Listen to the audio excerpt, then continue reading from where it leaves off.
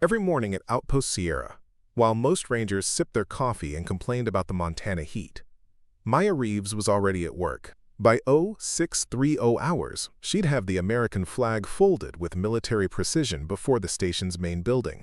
Her movements were deliberate and respectful. The ritual meant something to her, honoring things greater than herself. Before we jump back in, tell us where you're tuning in from, and if this story touches you, make sure you're subscribed, because tomorrow, I've saved something extra special for you. The other rangers barely noticed her. To them, she was just the equipment specialist who cleaned their rifles, adjusted their scopes, and made sure their gear functioned properly. Chief Ranger Daniel Blackwood, the station supervisor, treated her like furniture that occasionally needed to be moved around. Reeves, make sure those M24s are spotless before the afternoon patrol, Blackwood would bark, never bothering to look at her directly. And don't touch the precision rifles. Those are for qualified personnel only. Maya would nod silently, taking the cleaning supplies to her workstation. She'd run her cloth along each rifle barrel with the same care a concert pianist might show a Steinway. Her hands moved with practiced familiarity, checking every mechanism, every sight adjustment. The rangers who watched assumed it was just thoroughness.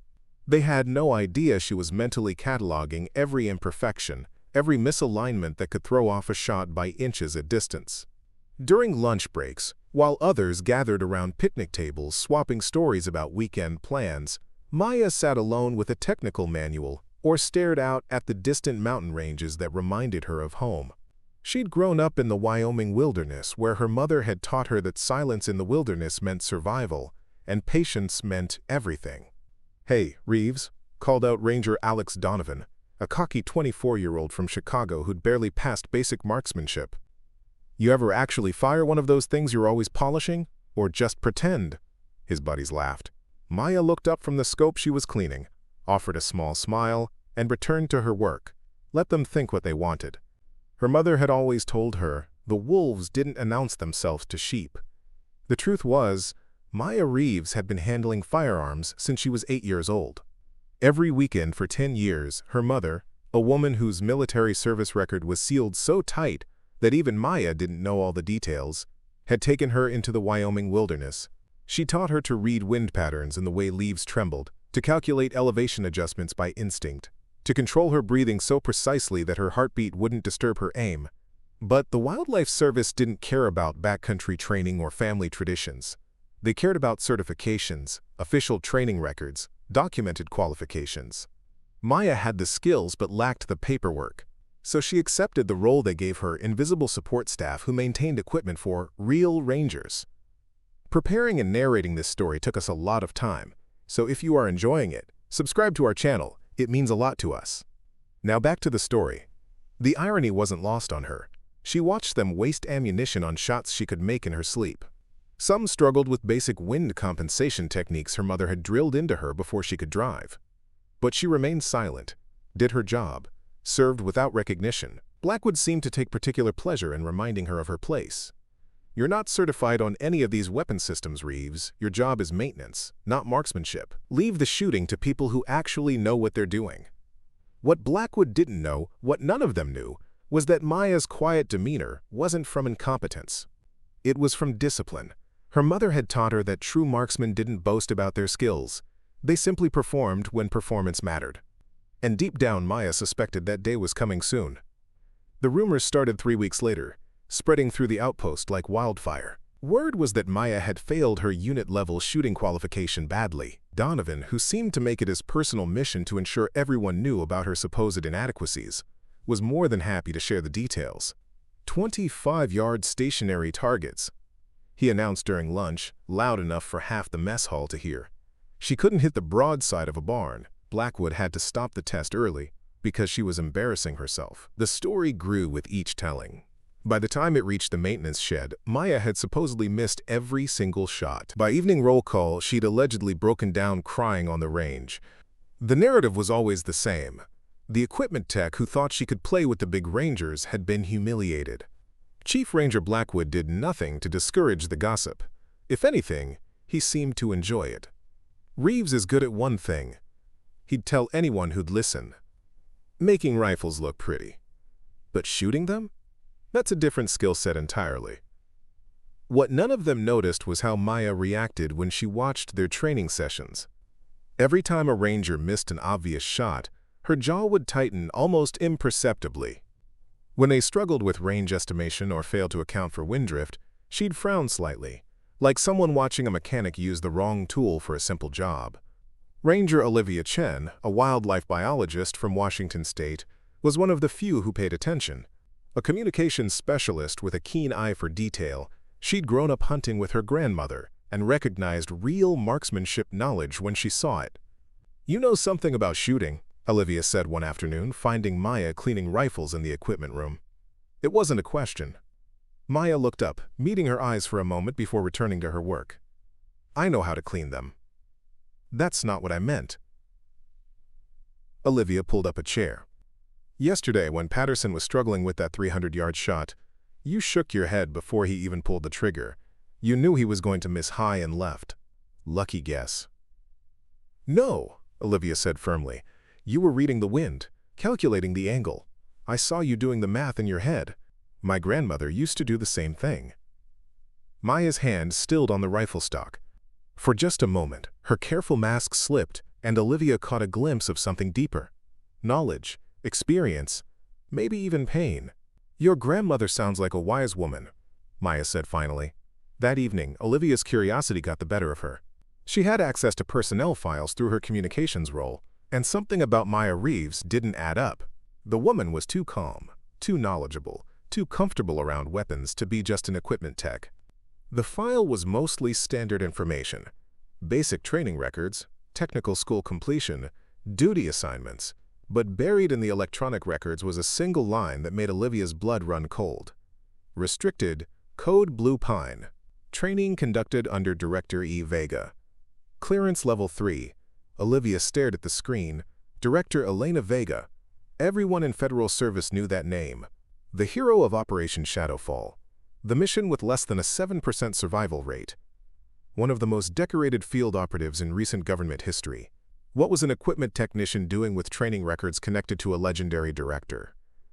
Before she could dig deeper, the file locked her out, but the seed was planted. Maya Reeves wasn't who she appeared to be, and Olivia had a feeling that everyone at this outpost was about to find out exactly who they'd been underestimating. The next morning brought news that would change everything. Outpost Sierra was hosting a distinguished visitor, and there would be a demonstration, a 1,000-yard precision shooting competition that had half the station's marksmen nervous and excited. None of them suspected that the quiet woman polishing their rifles was about to turn their world upside down. But Olivia was beginning to understand that sometimes the most dangerous people were the ones nobody saw coming. The announcement came during morning briefing, delivered by Regional Director Harmon himself. "Attention! We have the honor of hosting Director Elena Vega tomorrow for a precision marksmanship demonstration. This is an opportunity to showcase the exceptional training and capability of Outpost Sierra's finest marksmen." A buzz of excitement rippled through the ranks. Director Vega was a living legend, the architect of impossible victories and the kind of operative that other federal agents told stories about. For most of them, this would be the chance of a lifetime. Chief Ranger Blackwood practically glowed with anticipation. This was his range, his show, his moment to shine in front of agency royalty. He spent the rest of the day making preparations, selecting his best shooters and ensuring everything would be perfect. "Reeves," he barked as Maya worked on a rifle scope, "I want every weapon system spotless tomorrow, and stay out of the way during the demonstration. This is for qualified personnel only. Understood?" "Understood, Chief Ranger." But Blackwood wasn't finished. Over the next few hours, his casual dismissiveness evolved into something more pointed, more cruel. Maybe it was the pressure of the upcoming demonstration. Or maybe he'd simply decided that having a failed marksman on his range was an embarrassment he couldn't tolerate. "You know what, Reeves?" he said, loud enough for everyone in the equipment room to hear. "Maybe you should just stay home tomorrow. I don't want our distinguished visitor seeing someone who can't even qualify on basic weapons." It might reflect poorly on the unit. The room went quiet. This wasn't just casual teasing anymore. Blackwood was publicly humiliating her. Several rangers looked uncomfortable, but none spoke up. The chain of command was sacred, and challenging a chief ranger wasn't something junior rangers did lightly. Maya's hands never stopped moving as she cleaned the rifle in front of her, but Olivia noticed her knuckles had gone white around the cleaning rod. Actually, Blackwood continued, warming to his theme, I'm thinking we need to have a conversation with the regional director about your continued assignment to this section. Someone who can't handle basic marksmanship probably shouldn't be maintaining precision weapon systems. Now he'd crossed a line, threatening her job, her career, her ability to serve. That was more than casual harassment. That was destroying someone's livelihood out of petty cruelty. Maya set down her cleaning supplies and looked up at Blackwood for the first time in weeks. When she spoke, her voice was calm, but there was something underneath it that made several people in the room shift uncomfortably. Chief Ranger, I'll be here tomorrow as ordered. Maintaining equipment is my assigned duty, and I take my duties seriously. Your duties, Blackwood sneered, are whatever I say they are. And tomorrow, your duty is to stay invisible and let real rangers do real work. That night, Maya sat alone in her quarters, staring at a framed photo of her mother. She had taught her that some battles chose you, whether you wanted them or not. She'd also taught her that when those battles came, you fought them with honor, precision, and absolute commitment. She opened her footlocker and pulled out something she hadn't touched in months. A hard case containing her personal rifle. A vintage Macmillan TAC 338 customized with her mother's help over years of patient work. The scope was military grade but personally owned, zeroed to perfection through hundreds of hours of practice. Tomorrow, Director Vega would be watching. And whether Blackwood liked it or not, Maya Reeves was going to be there, ready to serve her country in whatever capacity was required. She'd spent months being invisible, accepting disrespect, tolerating humiliation. But tomorrow was different. Tomorrow, she had a feeling her agency might need her to be more than just an equipment technician. Her mother's voice echoed in her memory. Real marksmen don't boast about their skills, Maya.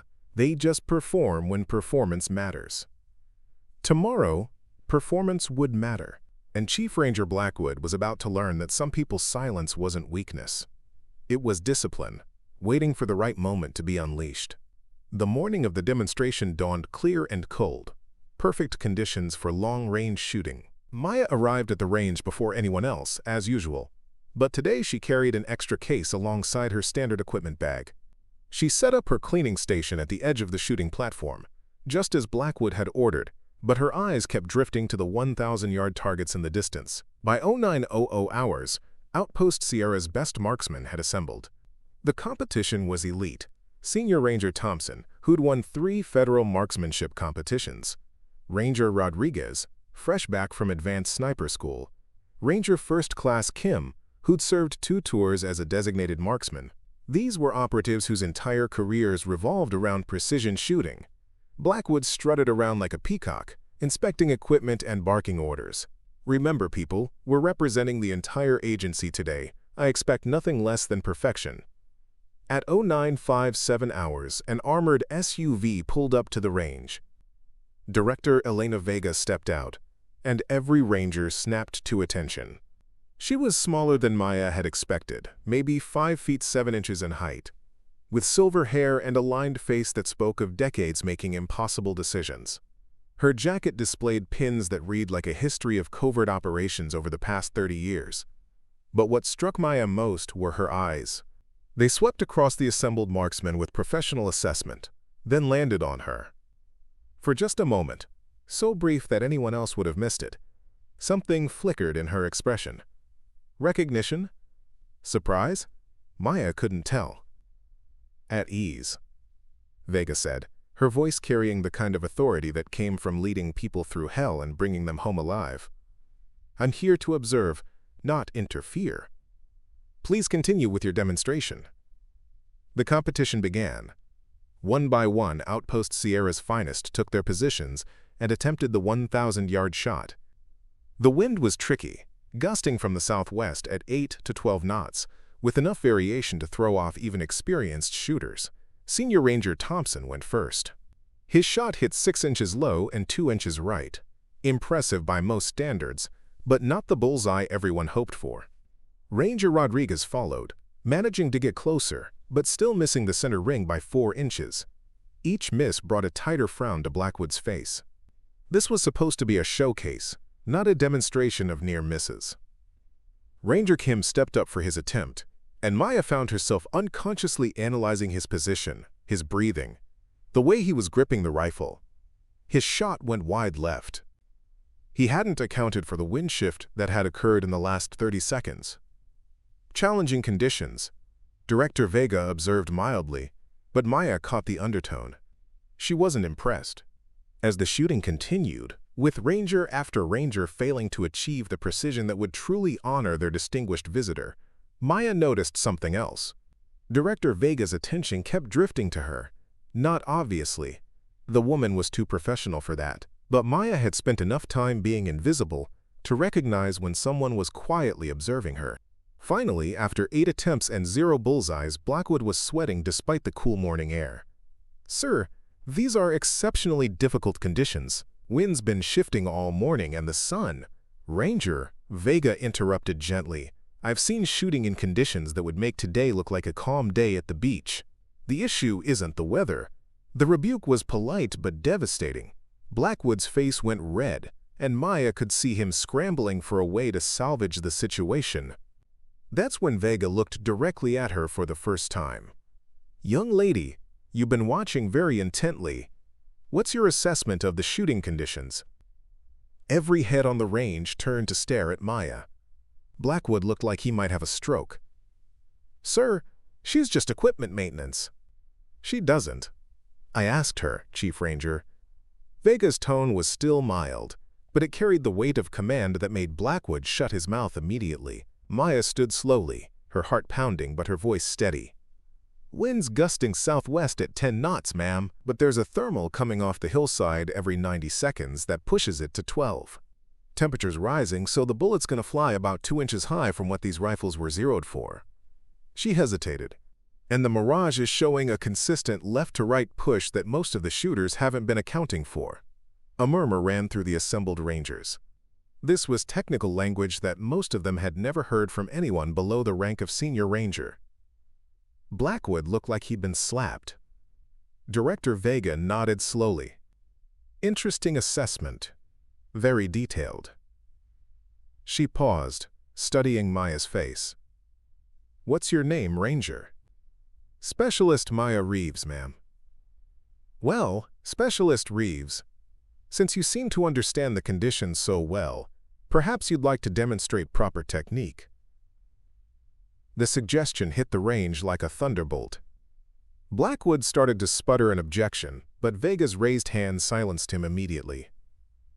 Maya felt every eye on the range boring into her. This was the moment her mother had prepared her for, without either of them knowing it. The moment when quiet competence would be tested against loud assumptions. "I'd be honored, ma'am," she said quietly.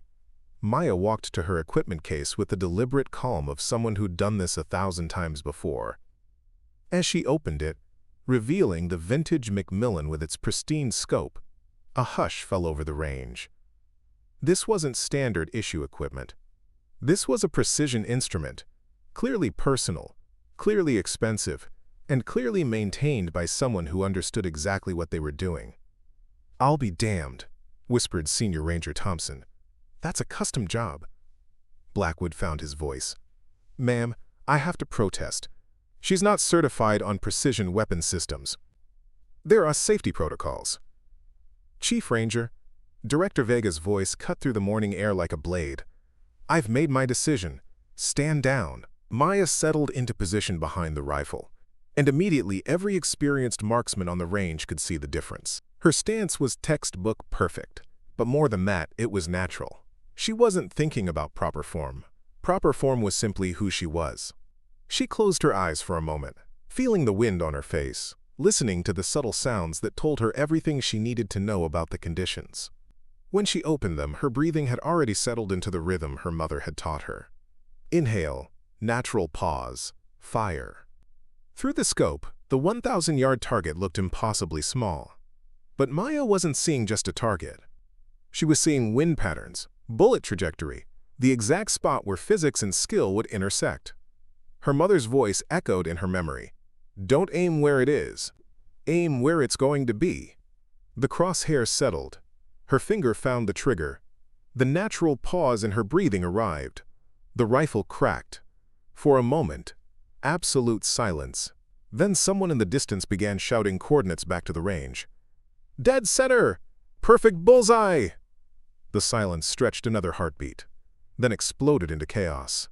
Rangers were talking all at once, asking how that was possible, demanding to know who she really was. But Maya barely heard them. She was watching Director Vega, who had stood up from her chair and was staring at her with an expression she couldn't quite read. That was just luck," Blackwood sputtered. "One shot doesn't mean—" "Actually, Chief Ranger," Director Vega interrupted, her voice carrying across the range with absolute authority. "That shot tells me everything I need to know." She stepped forward, and when she spoke again, her voice was loud enough for everyone to hear. "Ladies and gentlemen, allow me to introduce Agent Maya Reeves, formerly of the Crisis Response Team and the primary marksman responsible for saving 37 American lives during Operation Shadowfall." The effect was immediate and devastating.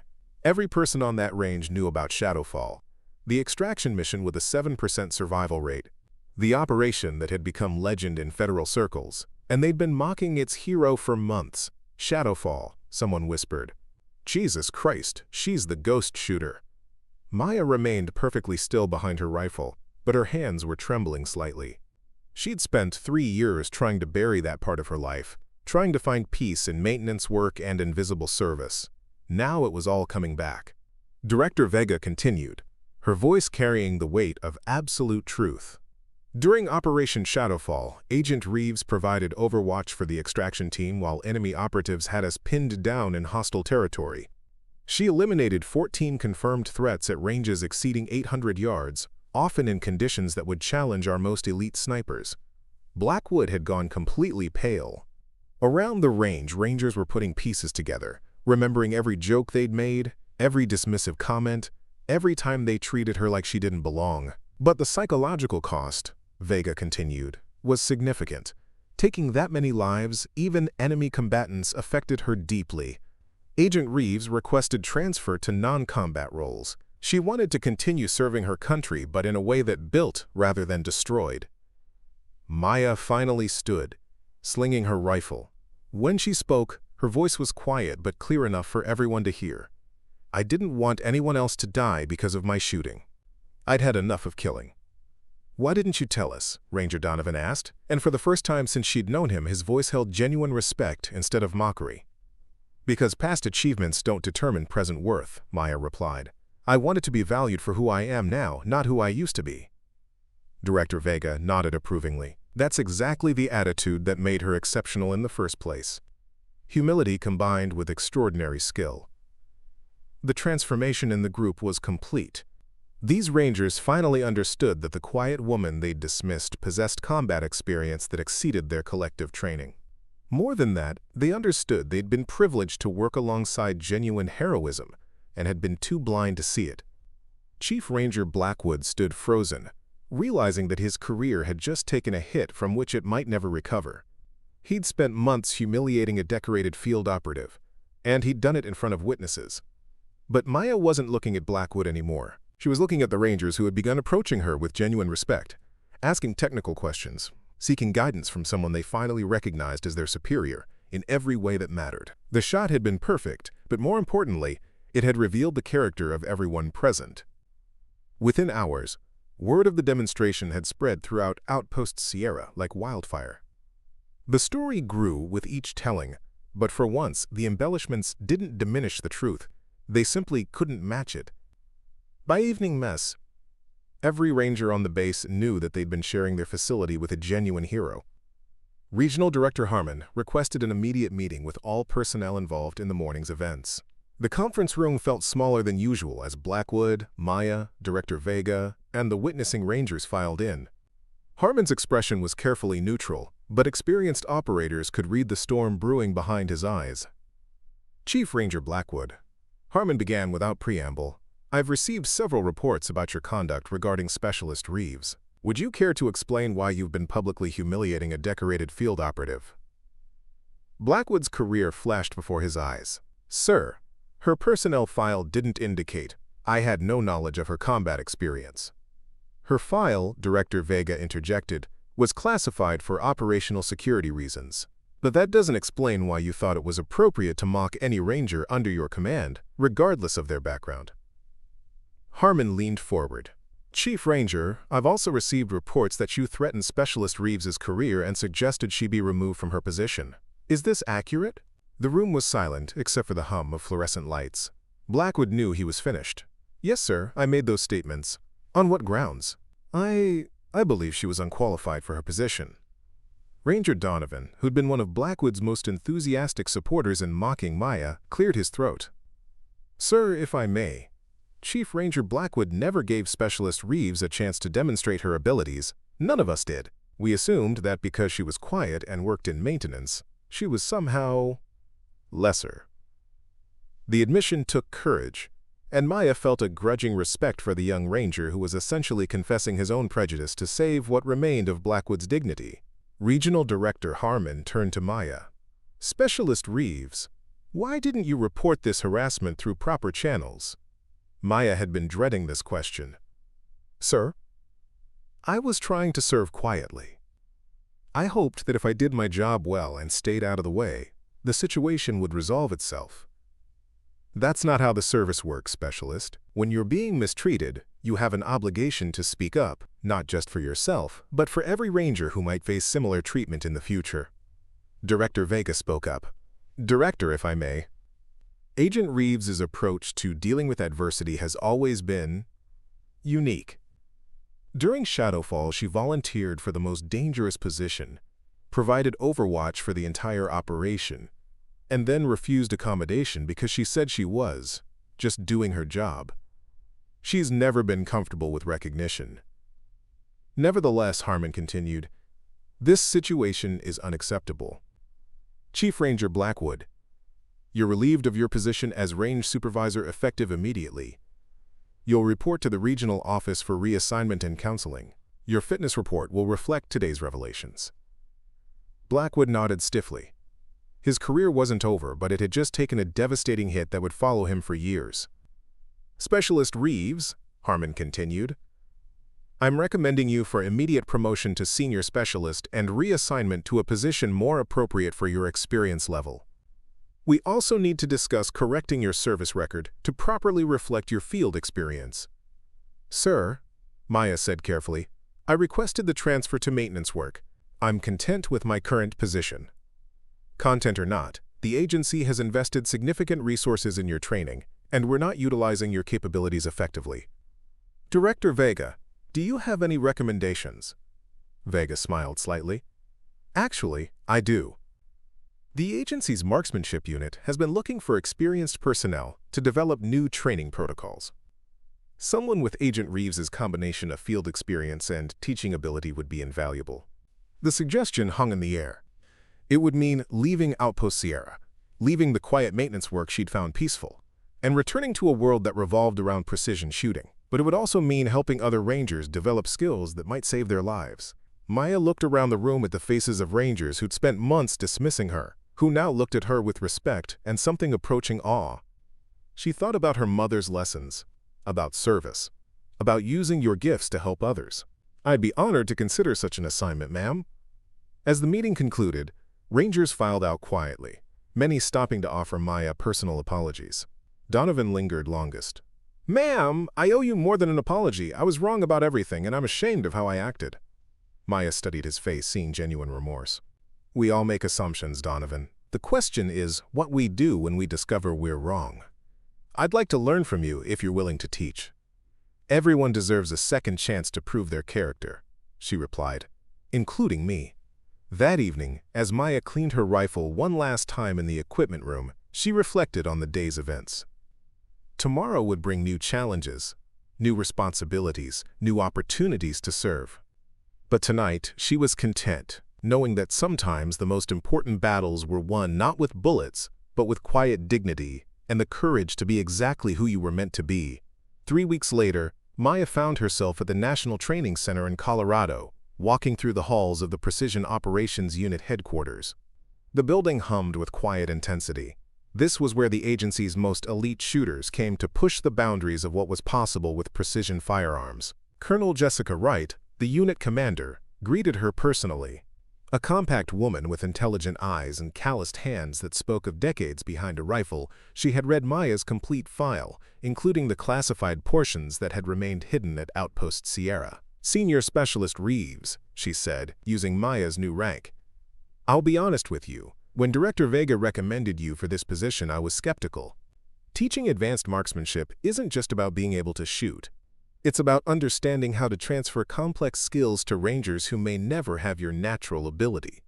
They walked through the facility, past indoor ranges where operators practiced with equipment that represented the cutting edge of federal technology.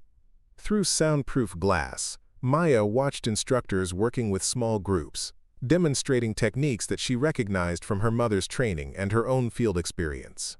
"Your assignment," Wright continued, "will be developing curriculum for what we're calling the Precision Mindset Program. Too many of our advanced marksmen have excellent technical skills but lack the psychological preparation for high-stress shooting. Based on your field record and your unique approach to service, we think you might have insights that could benefit the entire program."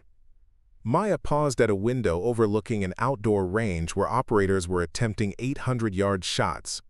She could see immediately what they were doing wrong, rushing their breathing, fighting their equipment instead of working with it, focusing on the target instead of the process. "Permission to ask a question, ma'am?" "Of course. Are we training them to be better killers or better rangers?" Wright stopped walking. The question cut to the heart of something she'd been wrestling with throughout her career. What's the difference? A killer focuses on destroying the target. A ranger focuses on completing the mission. Sometimes that requires shooting. Sometimes it requires restraint. The difference is everything. For the first time since they'd met, Wright smiled. "Director Vega said you'd have a unique perspective." I think she understated it. Over the following weeks, Maya threw herself into her new role, with the same quiet intensity she brought to equipment maintenance. But now, instead of cleaning rifles, she was developing training protocols that emphasized decision-making alongside marksmanship. Her first class consisted of 12 operators, all experienced marksmen who'd been selected for advanced training. Captain Sarah Bennett, recently arrived from field operations, looked skeptical as Maya introduced herself. "I'm not here to teach you how to shoot," Maya began. "You already know how to shoot. I'm here to teach you how to think while you're shooting." She led them through exercises that had nothing to do with pulling triggers, reading environmental conditions, calculating the psychological pressure on both shooter and target, understanding when precision shooting was the right tool for a mission and when it wasn't. "Every shot has consequences beyond the immediate target," she explained during one session. "In the field, you're not just making holes in paper. You're making decisions that affect families, communities, entire operations. The technical skill is meaningless without the wisdom to use it appropriately." Captain Bennett approached her after the third day of training. "Ma'am, this isn't like any marksmanship course I've ever taken." "Good. How do you feel about that?" "Honestly, it's harder than I expected. You're making us think about things that most instructors never mention, such as yesterday, when you asked us to describe the difference between a justified shot and a necessary shot. I've been thinking about that for 18 hours. Maya nodded. "That's the point. Anyone can learn to hit a target at distance, but knowing when to take that shot and when to choose a different course of action, that's what separates good operators from exceptional ones." Word of her unconventional teaching methods spread quickly through the agency training community. Other instructors began requesting copies of her curriculum. Senior officials who'd heard about the, quote, philosophical marksman started attending her sessions as observers. But the real validation came from her students. Operators who completed her program didn't just shoot more accurately, they made better decisions under pressure. They understood their role in the larger mission. They carried themselves with the quiet confidence that came from knowing they were prepared for whatever their country might ask of them. Late one evening, as Maya reviewed performance reports from her latest class, she found a handwritten note that had been slipped under her office door. "Ma'am, my grandmother always said that the best teachers are the ones who change how you think, not just what you know. Thank you for helping me understand that being a ranger is about more than being a weapon. Specialist Olivia Chen." Maya smiled, recognizing the name. Olivia had transferred to the training center specifically to take her course, having been one of the few people at Outpost Sierra who'd recognized there was more to Maya than met the eye. As she turned off her office lights and headed home, Maya reflected on the strange path that had brought her here. From mountain training with her mother, through the hell of Shadowfall, to the quiet service of equipment maintenance, and now to shaping the next generation of field operatives, each phase had taught her something different about service, about sacrifice, about the responsibility that came with deadly skills. But perhaps the most important lesson was one her mother had taught her years ago. True strength wasn't about how much force you could bring to bear, but about knowing when force was necessary and when restraint was wiser. Tomorrow would bring new students, new challenges, new opportunities to serve. But tonight, she was content knowing that her mother's lessons lived on in every operator she trained, and that sometimes the most important shots were the ones you chose not to take. 6 months into her assignment at the National Training Center, Maya received an unexpected visitor. She was reviewing training schedules in her office when her assistant knocked on the door. "Ma'am, there's a Director Vega here to see you." Director Vega entered with the same quiet authority Maya remembered from Outpost Sierra, but now her face carried a smile of genuine pride. "Senior Specialist Reeves, I hope you don't mind the unannounced visit. I was in the area and wanted to see how you were settling in." They walked through the facility together, observing classes in session. In one room, operators were practicing what Maya called mission-first shooting exercises that required them to accomplish specific objectives where precision shooting was just one tool among many. "Your program has generated quite a bit of discussion in Washington circles," Vega observed. "Initial reports suggest that operators completing your training show 40% better decision-making under stress compared to traditional marksmanship programs." Maya watched through the observation window as one of her students, faced with a complex scenario, chose to reposition rather than take a difficult shot, exactly the kind of tactical thinking she'd been trying to instill. "Ma'am, I've been thinking about something you said at Outpost Sierra, about the cost of combat in choosing when to pull the trigger and when to put the rifle down." "Go on." "I think I spent years believing that my value as an operative was tied to my ability to eliminate threats at distance. But what I'm learning here is that my real value might be in teaching others to think before they shoot." Vega nodded slowly. "Shadowfall was necessary, Maya. What you did saved lives. But you're right. Teaching operators to make better decisions might save even more lives in the long run." They paused outside a classroom where Captain Bennett was leading a discussion about rules of engagement. The conversation was complex, nuanced, exactly the kind of thinking that separated professional operators from mere shooters. "There's something else," Vega continued. "The agency is considering expanding your program nationwide. They want to integrate psychological preparation and ethical decision-making into all advanced marksmanship training." Quote, the implications hit Maya immediately. Her mother's lessons, learned in the Wyoming mountains, refined through field experience, and tempered by the wisdom that came from understanding the true cost of violence, would become part of how America trained its field operatives. "Ma'am, that's an incredible responsibility." "Yes, it is, but you've already proven you can handle incredible responsibilities. The question is whether you're ready to step into a larger role." We're talking about a promotion to Chief Specialist and assignment to head a new department, ethical operations and precision marksmanship. That evening, Maya sat in her small apartment, staring at the framed photo of her mother that had traveled with her from post to post. She died 2 years after Shadowfall, proud of her daughter but worried about the weight she carried from that operation. Now, Maya wondered what she'd think about this new opportunity. Her phone buzzed with a text message from Olivia Chen. "Ma'am, saw the news about the program expansion. My whole unit is requesting your training. You're changing how we think about being operators." More messages followed, operators from her classes sharing stories about how her teaching had influenced their decisions in the field. Supervisors reporting improved performance from personnel who'd completed her program. Even international allies expressing interest in her curriculum. The mountain hunter's daughter had found her true calling, and it wasn't behind a rifle scope. The next morning, Maya found herself back at the outdoor range where she'd first demonstrated her abilities months earlier.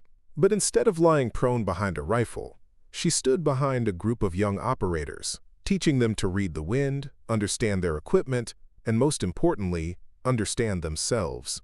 "Remember," she told them, "precision isn't just about hitting what you aim at. It's about choosing the right target, at the right time, for the right reasons. Your accuracy with a rifle is meaningless if you don't have accuracy in your judgment. A young specialist raised her hand. Ma'am, how do you know when you're making the right decision in a high-stress situation? Maya smiled, hearing her mother's voice in the question. You prepare beforehand, by thinking through scenarios, understanding your values, and practicing good decision-making when the stakes are low. When the pressure hits, you don't rise to the occasion. You fall back on your level of preparation. As the class continued, Maya noticed movement at the edge of the range.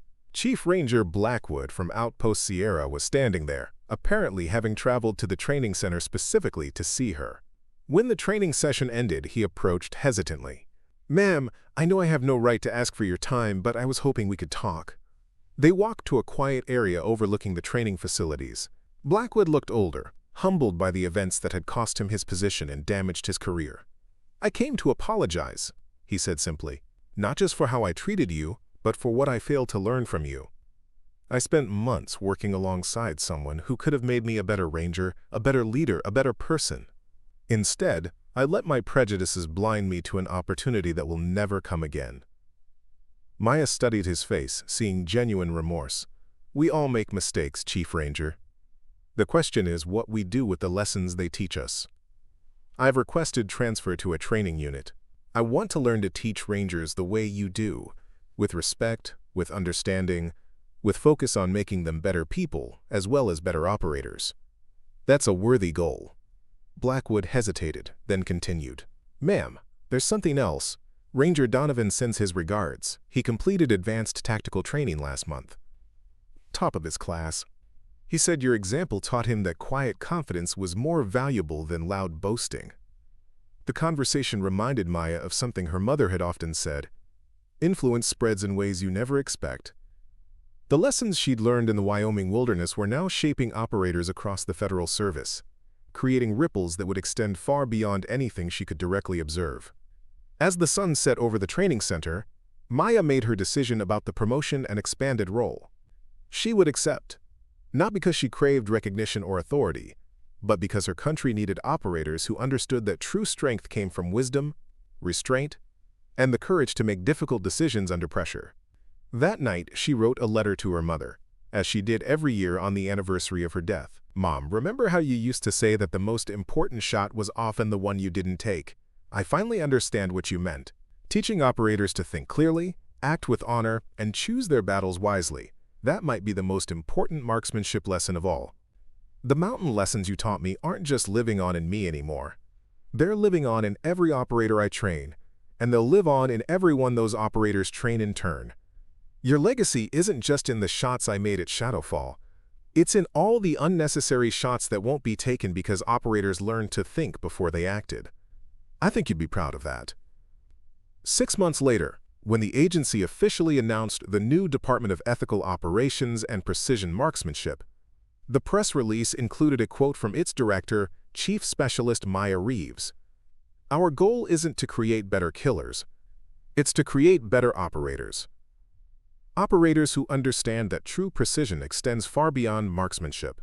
It includes precision in judgment, precision in decision-making, and precision in understanding when force is necessary and when restraint is wiser. The quiet woman who had once been dismissed as just equipment maintenance had become one of the most influential trainers in the modern federal service. But she still began each day the same way she had at Outpost Sierra, with a flag-folding ceremony, standing straight and silent, honoring things greater than herself. Some heroes charge into battle. Others stand quietly at the edge of shooting ranges, teaching young operators that the most important weapon they carry isn't their rifle, it's their judgment. Both kinds of heroes serve with honor. Both kinds of heroes make their country proud.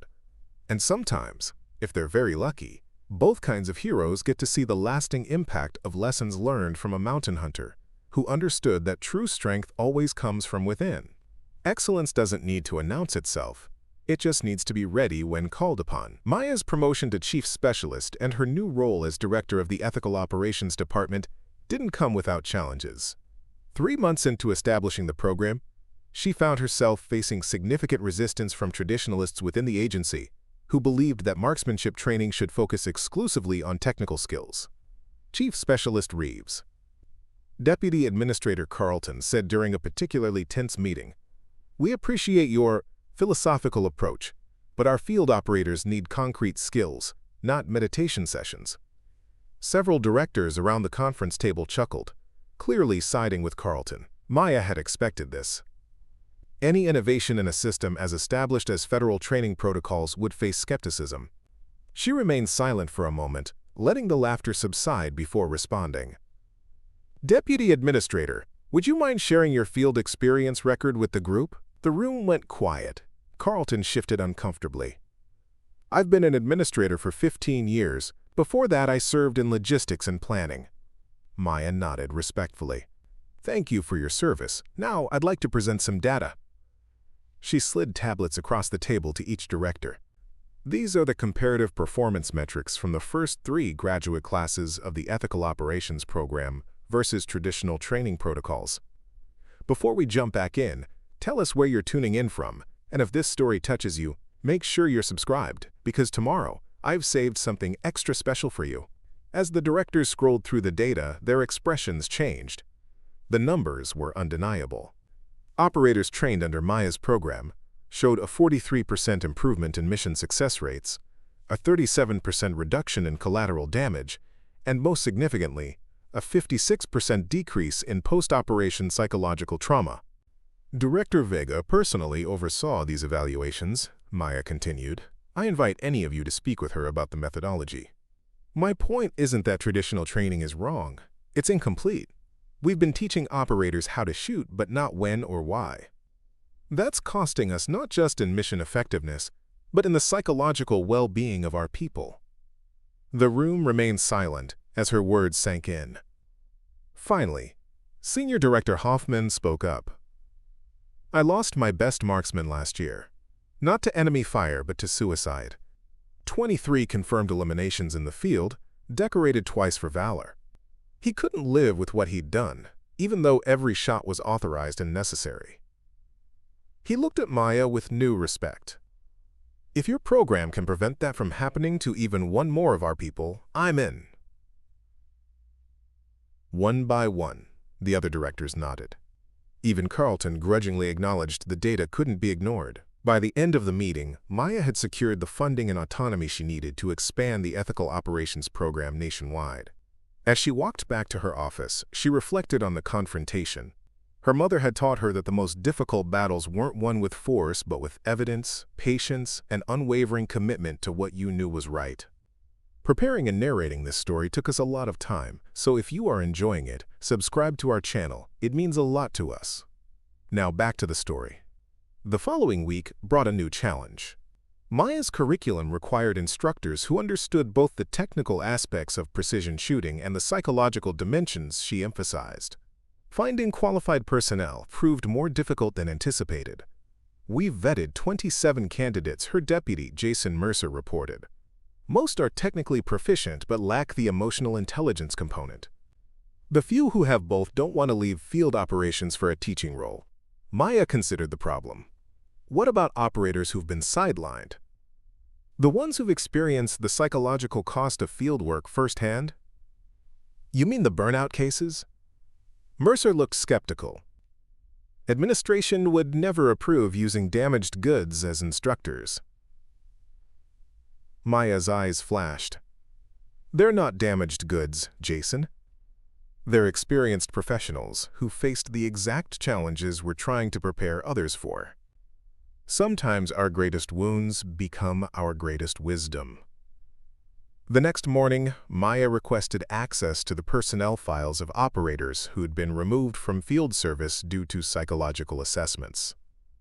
She spent a week reviewing cases, looking for individuals whose experiences aligned with her program's goals.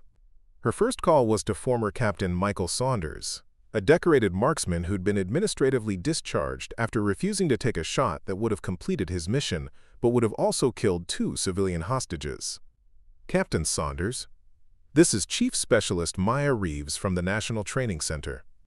I'd like to discuss a potential opportunity."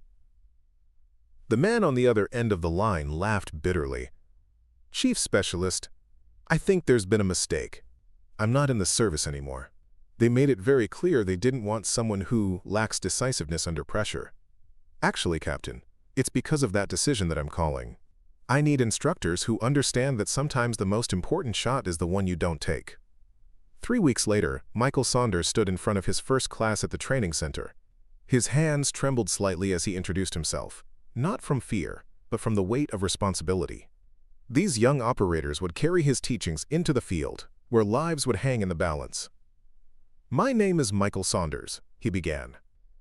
3 years ago, I disobeyed a direct order to take a shot that would have eliminated a high-value target. That decision ended my field career but saved 2 innocent lives. Today, we're going to talk about the hardest lesson in precision operations: knowing when your finger should stay off the trigger. By the end of the month, Maya had recruited 7 instructors with similar backgrounds, all exceptional marksmen who'd faced moral dilemmas in the field that had cost them their operational careers but had given them invaluable perspective. Director Vega visited during the 2nd month of the expanded program. She observed a training session where Captain Bennett was teaching a class about threat assessment under ambiguous conditions. "The wisdom in this approach is remarkable," Vega commented as they watched through the observation window. "You're not just preparing them for what they'll face in the field, you're preparing them for what they'll face in themselves afterward." Maya nodded. "The agency spends millions training operators to take the perfect shot, but almost nothing preparing them for the psychological aftermath. We're changing that equation." "There's something else," Vega said, her voice taking on an official tone. "The International Training Exchange Program has expressed interest in your curriculum. Allied agencies from 5 countries have requested permission to send observers." Maya's breath caught. "International? That's more exposure than I anticipated. The principles you're teaching transcend national boundaries, Maya. Every country with special operations faces the same challenges: technical excellence coupled with ethical complexity. What you've built here addresses both." As the program expanded, Maya found herself increasingly in demand as a speaker and consultant. Field offices across the country requested her presence at training events. Allied agencies sent representatives to learn her methods. Her curriculum was translated into 6 languages. Yet despite the growing recognition, Maya remained grounded in the day-to-day work of teaching. 3 times a week, she personally instructed advanced classes, demonstrating techniques her mother had taught her decades ago in the Wyoming wilderness. "Precision isn't just mechanical," she explained to a class of specialized operators. "It's holistic. Your breathing, your emotional state, your ethical clarity, they all affect the outcome. A conflicted mind makes for an unstable platform, no matter how good your equipment or technique." Among her students was a quiet young woman named Isabel Cortez, whose intensity reminded Maya of herself years ago. After one particularly challenging session, Isabel lingered behind. "Ma'am, may I ask you something personal?" "Of course. How do you live with Shadowfall?" "With what you had to do?" The directness of the question took Maya by surprise. Few people dared to ask about the operation that had made her a legend and nearly broken her spirit. "What makes you think I've fully made peace with it?" Isabel's eyes widened. "But your chief specialist, Reeves, the ghost shooter. You saved 37 people. At the cost of 14 lives," Maya said quietly. "Each one a person with a family, with dreams, with their own story. The fact that they were enemy combatants doesn't erase their humanity. Then how do you do this? How do you teach others to do what nearly destroyed you?" Maya considered the question carefully. "I teach because of what nearly destroyed me, not despite it. Every operator I train who makes a better decision, who takes a necessary shot with clear conscience, or who chooses restraint when appropriate, helps balance the scales in some small way." Isabel nodded slowly, absorbing the answer. "That's why your program works where others fail. You're not teaching from theory. You're teaching from the wound." "The wound becomes the wisdom," Maya said, echoing her mother's words. "If you learn to listen to it." As the first year of the expanded program drew to a close, Maya received a confidential memo from Director Vega requesting her presence at a classified briefing. The subject line simply read, "Operation Kingfisher, Review and Analysis." Maya's heart raced as she read the details. Operation Kingfisher had been a hostage extraction gone wrong 3 months earlier. A team of 8 operators had entered a compound to rescue 3 American aid workers, but faulty intelligence had led them into an ambush. 4 operators lost their lives, and while the hostages were eventually recovered, the mission was considered a strategic failure. What made this relevant to Maya was that the team leader and primary marksman, Major David Harrison, had been one of the first graduates of her ethical operations program. The briefing room was tense when Maya arrived. Agency executives and operation analysts sat in stone-faced silence as Director Vega introduced her. Chief Specialist Reeves has been asked to provide perspective on the decision-making process employed during Kingfisher, particularly as it relates to the training Major Harrison received under her program. Maya understood immediately. They were looking for someone to blame, and her program made a convenient target. If Harrison had received traditional training, perhaps he would have eliminated the threats faster, more aggressively, with less concern for collateral damage. Perhaps her emphasis on ethical decision-making had made him hesitate when decisiveness was required. As the operation analysts walked through the mission timeline, Maya listened intently, looking for the critical decision points. The satellite imagery, radio transcripts, and after-action reports painted a grim picture of a team caught in an impossible situation. When the presentation concluded, Deputy Administrator Carlton, still skeptical of Maya's program, didn't waste time getting to his point. It seems to me that Major Harrison's training may have created a fatal hesitation. The satellite imagery clearly shows a 7-second delay between target identification and engagement at checkpoint 3. In traditional protocols, we train for sub-3-second response. Before Maya could respond, the door opened and Major Harrison himself walked in. His left arm was in a sling, his face still bearing the scars of the operation. The room fell silent. Major Harrison, Director Vegas said, "We weren't expecting you." "With respect, ma'am, I couldn't let this review proceed without providing my perspective." He nodded to Maya. "Especially when Chief Specialist Reeves's program is being scrutinized." "Proceed, Major," Vegas said. Harrison turned to face the group. Those 7 seconds weren't hesitation. They were the most important 7 seconds of the operation. He pointed to the satellite imagery. What the thermal imaging doesn't show is that behind these heat signatures were 19 civilians, women and children who'd been gathered for a celebration.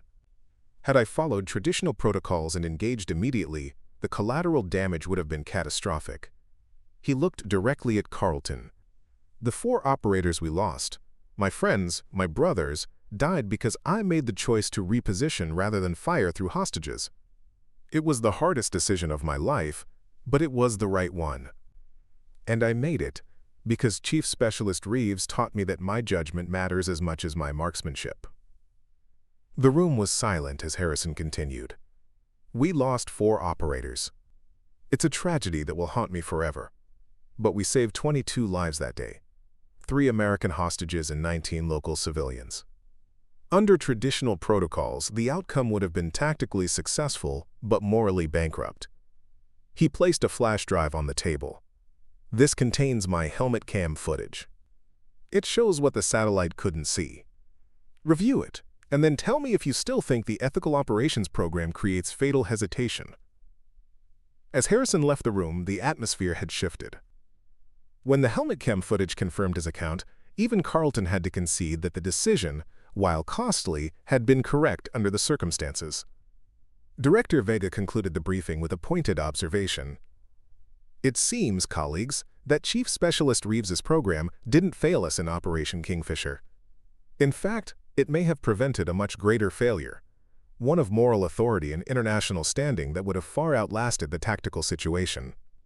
Walking back to her office afterward, Maya felt a complex mixture of emotions.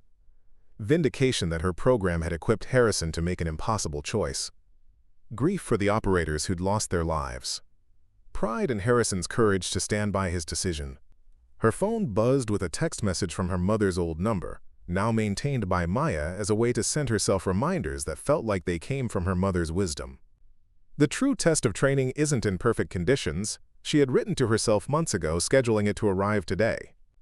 It's in the most imperfect moments, when all good options are gone and only difficult choices remain. The message felt prophetic now. Operation Kingfisher had been exactly that kind of test, not just for Harrison, but for the entire ethical operations program. And while the cost had been high, the principles had held. That evening, Maya added a new module to the curriculum: decision-making under no-win scenarios. She would invite Harrison to help develop it once he had recovered. As the second year of the program began, Maya noticed a shift in how the agency approached her work.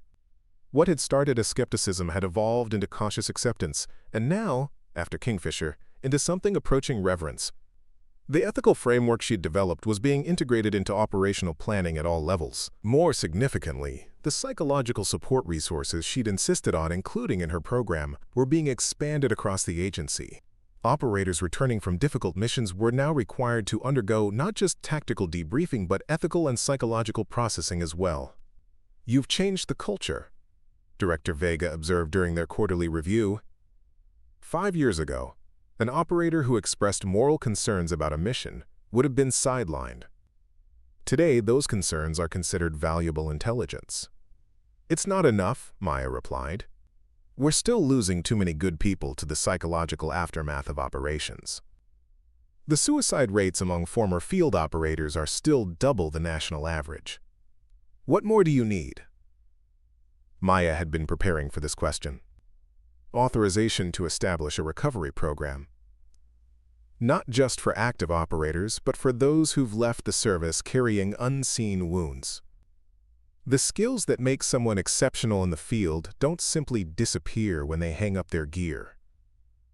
They need to be rechanneled, repurposed. Vega considered the proposal. "You're talking about rehabilitation for burned-out operators? The Budget Committee will never approve it." "Not rehabilitation," Maya corrected. "Transformation. These individuals have unique capabilities and perspectives. With the right support, they could contribute in ways we haven't even considered." 2 months later, Maya stood in front of the converted ranch house that would serve as the headquarters for the Phoenix program, named for the mythical bird that rises from its own ashes. Located on 50 acres of Wyoming wilderness not far from where she'd grown up, the facility combined tactical training areas with meditation spaces, creative workshops, and counseling centers. The first participants were arriving today, 15 former operators who'd left the service under various circumstances, all carrying the invisible wounds of their field experiences. Among them was Michael Saunders, who had excelled as an instructor but still struggled with his own past. "Welcome to Phoenix," Maya greeted them. "This isn't a retirement home, and it isn't a hospital. It's a launching pad. You're here because your service to this country isn't finished. It's just taking a new form." Over the next 6 weeks, Maya guided the group through a program that combined physical challenges with psychological processing. They practiced precision shooting in the morning and poetry writing in the afternoon. They ran tactical drills before dawn and meditation sessions at sunset. The skills that made you exceptional operators, focus, discipline, precision, commitment, don't belong only to the battlefield, she explained during a campfire session. They can be applied to any worthy purpose. The question isn't whether you still have value. It's where you choose to direct that value now. For some, the answer came in surprising forms. A former sniper discovered a talent for wildlife photography, using the same patience and attention to detail that had made him lethal in the field. An extraction specialist found purpose in emergency medicine, redirecting her ability to function under pressure towards saving lives. Others, like Saunders, discovered that their calling remained within the agency, but in roles they hadn't previously considered. Teaching, mentoring, developing ethical frameworks for future operations, work that leveraged their field experience without requiring them to add to its weight. By the end of the pilot program, 13 of the 15 participants had established clear paths forward. The remaining 2 had made progress but needed more time, which Maya ensured they received. As she prepared to welcome the second cohort, Maya received an unexpected visitor. Ranger Donovan, now Senior Ranger Donovan, had requested permission to observe the Phoenix program. "This is quite a change from Outpost Sierra," he remarked as they walked the property. "From cleaning rifles to rehabilitating the agency's most elite operators." "Not so different, really," Maya replied. "Both are about maintenance and care of valuable resources." It's just that now I'm working on the people behind the equipment. That's actually why I'm here, Donovan said. Regional Director Harmon has authorized a similar program for our wilderness rangers. Many of them carry traumas from failed rescues, lost hikers, environmental disasters they couldn't prevent. We'd like to adapt your methods for our service. The request touched Maya deeply. Her work was expanding beyond the narrow world of precision operations into broader applications, exactly what her mother would have wanted. I'd be honored to help, she said. The principles are universal, even if the specific experiences differ. That night, as a Wyoming snowstorm swirled around the ranch house, Maya sat with the Phoenix participants, sharing stories around a massive stone fireplace. The conversation turned, as it often did, to defining moments in their careers, the operations that had shaped them, for better or worse. Chief Specialist, one of the newer participants, asked, "You never talk about Shadowfall. Was it really as impossible as they say?" The room went quiet. Even among this group of elite operators, Shadowfall had achieved almost mythical status. Maya was silent for a long moment, watching the flames dance. Then, she made a decision. These people, of all people, deserved the truth, not the legend. Shadowfall wasn't one impossible shot, she said quietly. It was 14 impossible choices. Each one weighed against the lives of the 37 people we were trying to extract. For the first time since the operation, Maya shared the full story, not the sanitized version in the official reports, but the raw reality of those 36 hours. The doubt, the fear, the crushing responsibility of knowing that every time she pulled the trigger, she was not just taking a life, but potentially saving dozens. The hardest part wasn't the shooting, she concluded. It was living with it afterward. Knowing that my skill at taking life had made me valuable, had made me necessary. That's what drove me to maintenance work at Outpost Sierra, trying to find worth in building things up instead of tearing them down. Michael Saunders spoke up, "But you found a middle path. Teaching others to use their skills with wisdom and restraint. Creating something positive from your experience." Maya nodded. "That's what Phoenix is about. Not erasing your past, but transforming what it means for your future." As the conversation continued into the night, Maya realized something profound was happening. These operators, all carrying burdens similar to her own, were forming connections based not on what they had done in the field, but on who they were becoming now. The Phoenix program wasn't just helping individuals, it was creating a community of transformation. 3 years after that snowy night, Maya stood on a stage in Washington, D.C., receiving the Agency Distinguished Service Medal, the highest civilian honor for federal service. The citation read, "For revolutionary contributions to operational ethics, psychological resilience, and the rehabilitation of elite personnel." As she accepted the medal, Maya scanned the audience. Director Vega sat in the front row, alongside Regional Director Harmon.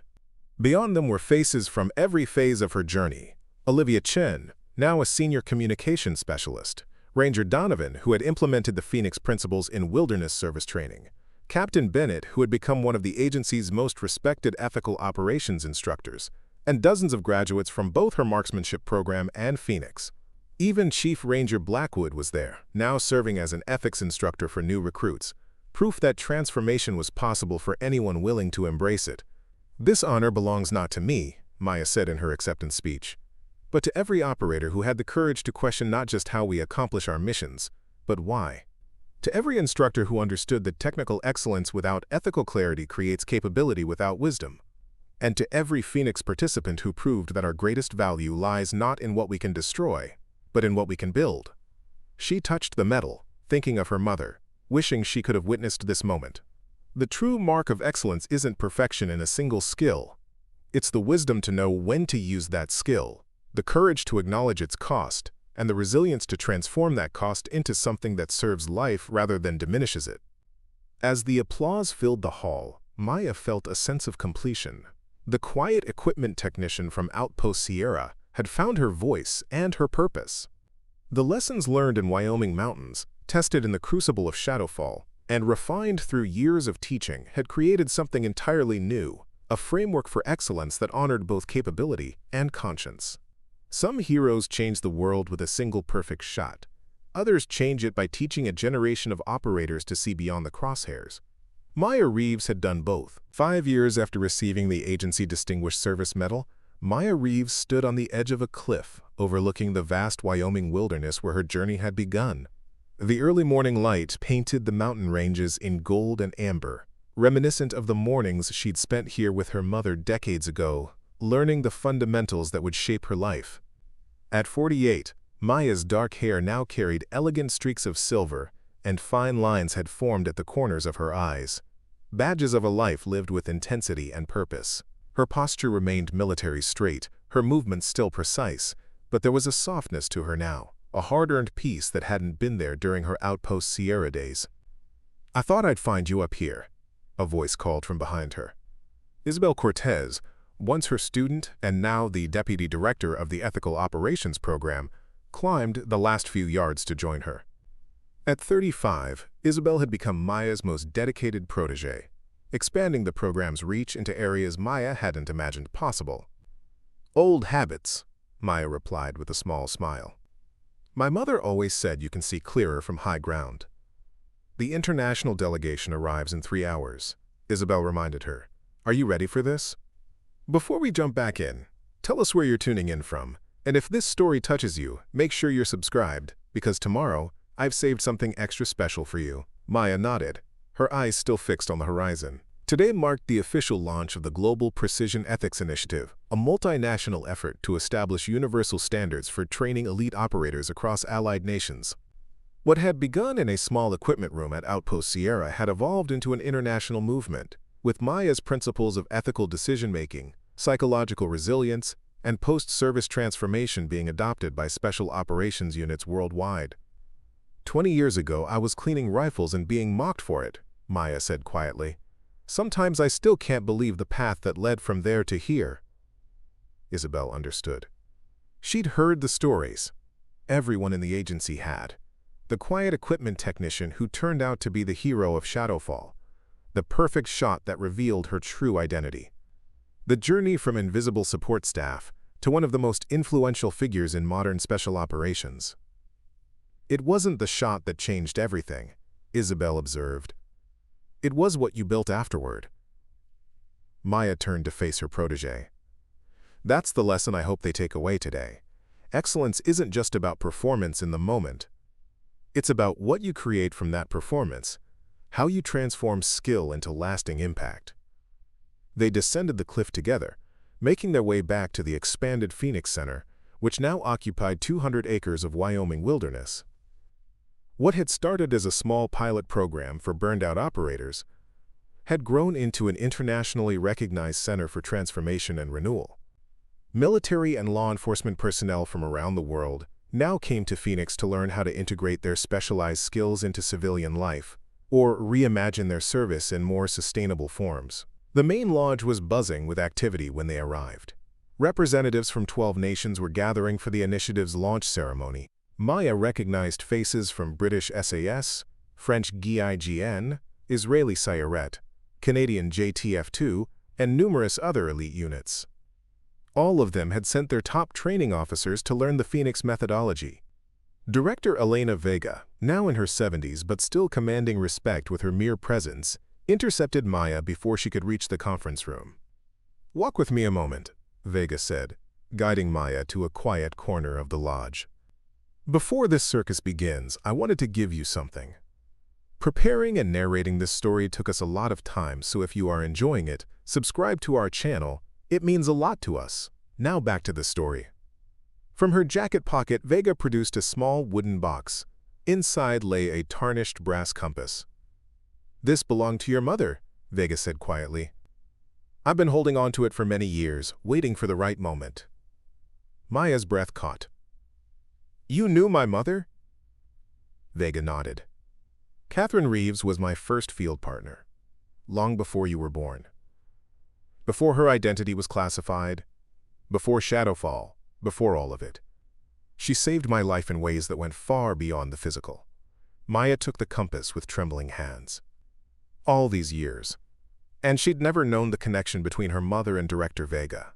It explained so much, why her mother's service record had been sealed, Why Vega had recognized her immediately at Outpost Sierra, why the director had championed her programs against institutional resistance.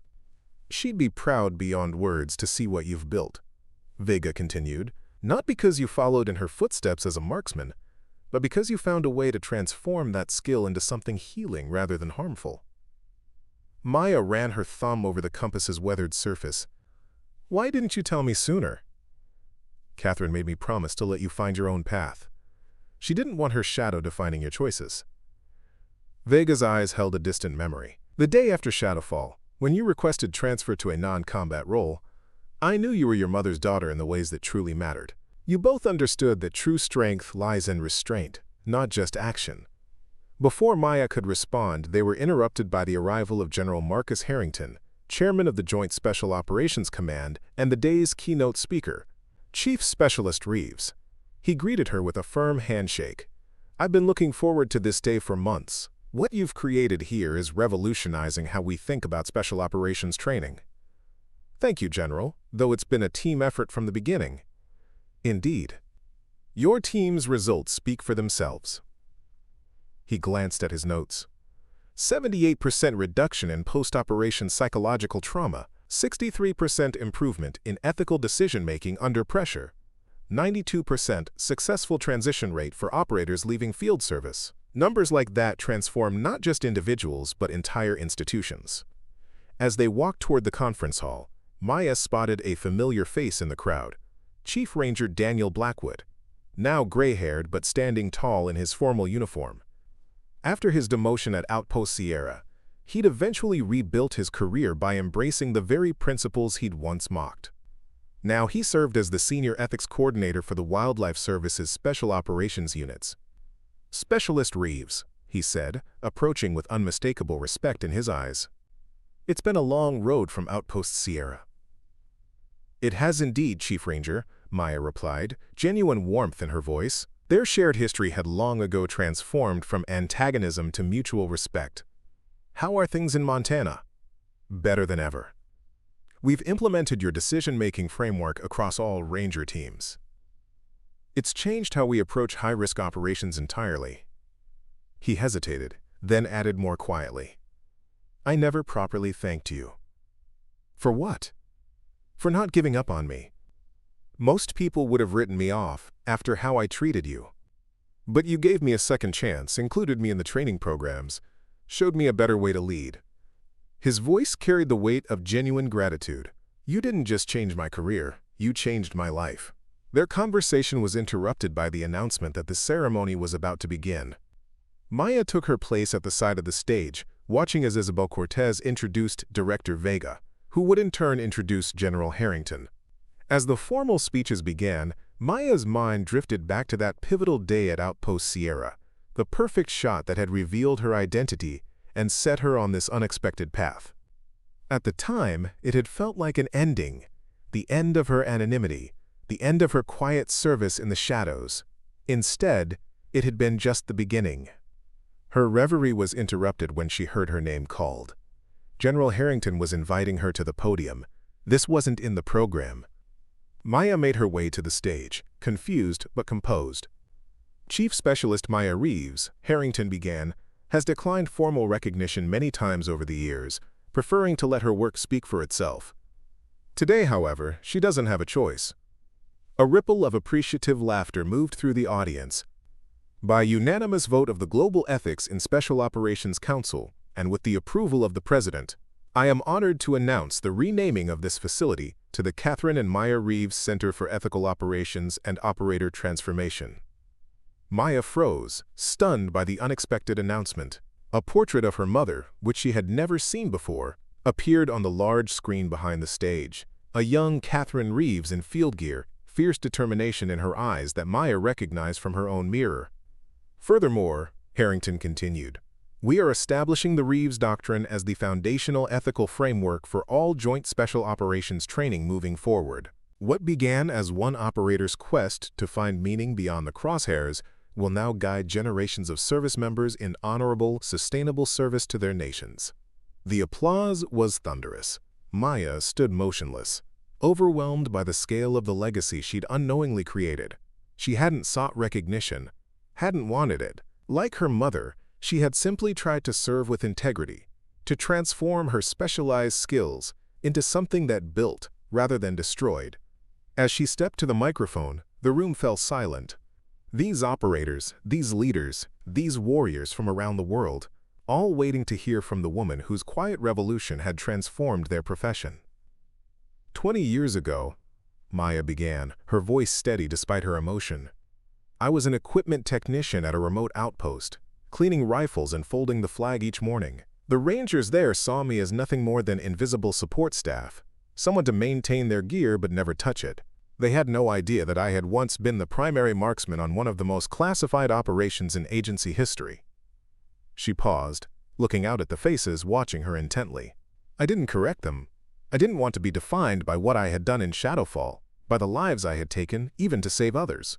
I wanted to find worth in building things up instead of tearing them down. What I didn't realize then was that sometimes our greatest wounds become our greatest gifts to others.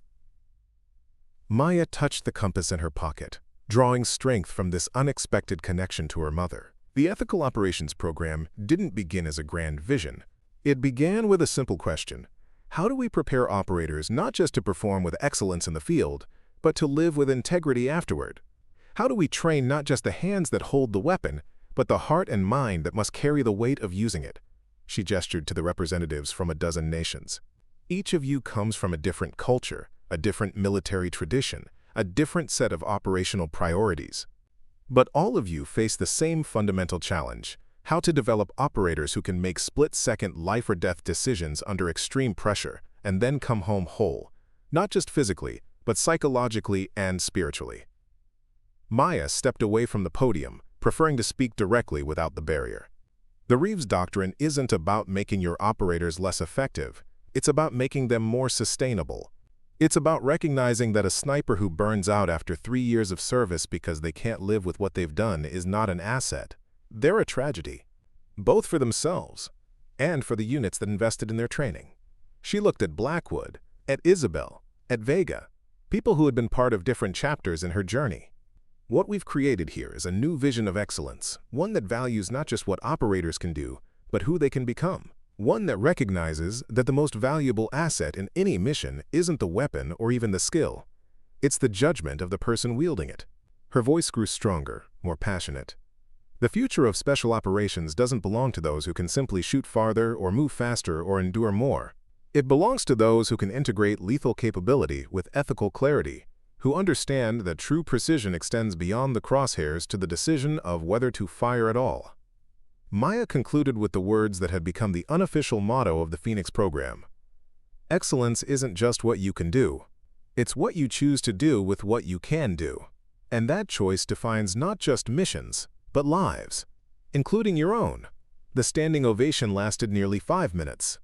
As Maya made her way off the stage, she was surrounded by operators and commanders from around the world, each wanting to express their gratitude, share their experiences, or simply be in the presence of the woman who had transformed their profession from within. Hours later, when the formal ceremonies had concluded and the international delegations had moved on to technical briefings with her staff, Maya slipped away to a quiet spot overlooking the training grounds. The Wyoming sunset painted the landscape in hues of orange and purple, casting long shadows across the terrain, where operators were learning to integrate their lethal skills with ethical wisdom. She heard footsteps approaching and turned to find Michael Saunders, her first instructor recruit, and now the director of the Phoenix program's international division. "Quite a day," he said, settling beside her on the weathered bench. "From equipment technician to international doctrine. Not bad for someone who just wanted to clean rifles in peace." Maya smiled. "Life rarely goes as planned." "No, but sometimes it goes better than we could have planned." Saunders gestured to the training grounds below, where operators from a dozen nations were engaged in a complex ethical decision-making exercise. "Look at what you've built, Maya. Not just a program or a facility, but a movement. A fundamentally new way of thinking about what it means to serve with specialized skills." Maya watched the exercise unfold, seeing the principles she'd developed being applied by operators who would carry them back to their home countries. The ripple effect would extend far beyond what she could directly observe.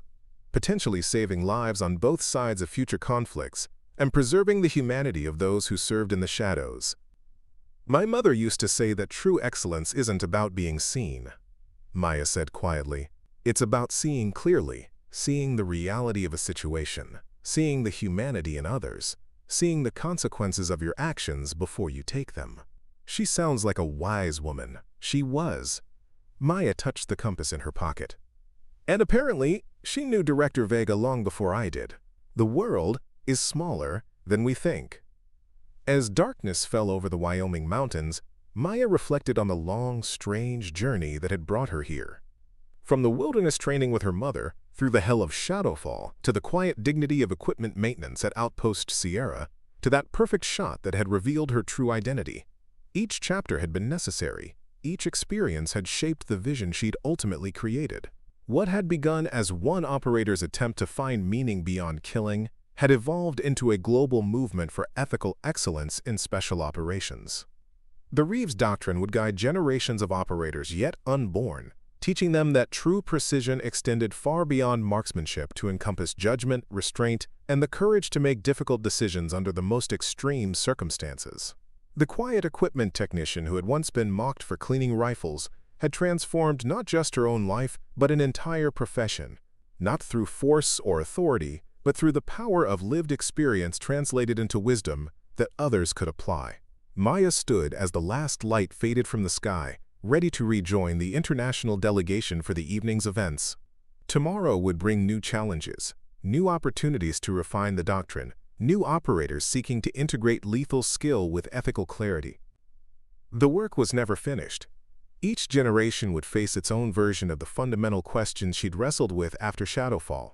But tonight, as stars appeared over the Wyoming mountains where her journey had begun, Maya Reeves felt the rare satisfaction of having created something truly meaningful, a legacy not of destruction but of healing, not of division but of integration, not of trauma but of transformation. Some heroes are remembered for the targets they hit, others are remembered for the lives they changed through wisdom earned at great cost. Maya Reeves had become both the ghost shooter of Shadowfall and the architect of a new vision for excellence in service. As she walked back toward the lodge, the compass in her pocket seemed to grow warmer, as if carrying her mother's approval across the boundaries of time and space. Excellence didn't need to announce itself. It just needed to show up when called upon and transform whatever it touched into something better than it found. Up next, you've got 2 more standout stories right on your screen. If this one hit the mark, you won't want to pass these up. Just click and check them out. And don't forget to subscribe and turn on the notification bell so you don't miss any upload from us.